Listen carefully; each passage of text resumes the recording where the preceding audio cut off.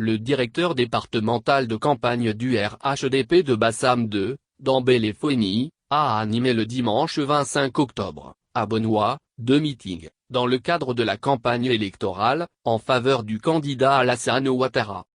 Ces rencontres se sont tenues précisément dans les localités d'Assé et de Bongo devant de nombreux militants acquis à la cause du champion du parti des Oufouettistes. À ces 2 meetings, le discours de Dembélé Foueni a consisté à montrer le bilan des 9 années de gouvernance d'Alassane Ouattara à la tête du pays.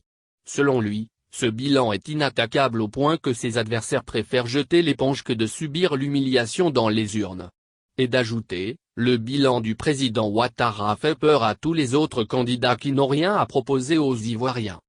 Pour Dembélé Foueni, le Sud Comoé a gagné le jackpot avec le président Alassane Ouattara, un centre hospitalier régional, CHR, d'Aboisseau en voie d'achèvement qui aura un plateau technique digne d'un centre hospitalier universitaire, CHU, le lycée d'excellence de Grand Bassam, la réhabilitation de l'hôpital général de Grand Bassam et les programmes d'adduction d'eau potable et d'électricité.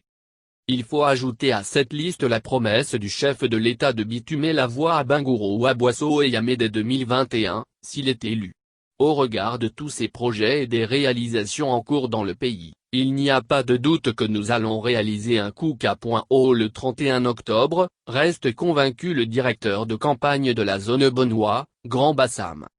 Pour réaliser ce défi au premier tour, tous les électeurs doivent aller chercher leur carte d'électeur, a-t-il insisté.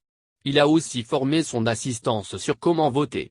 Allez voter massivement le 31 octobre pour montrer votre soutien à la politique du président Alassane Ouattara car le meilleur reste à venir pour la Côte d'Ivoire et pour nous-mêmes. Dembélé Foueni a fait comprendre à l'assistance que le chef de l'État a accepté de se sacrifier en se portant candidat à la présidentielle du 31 octobre.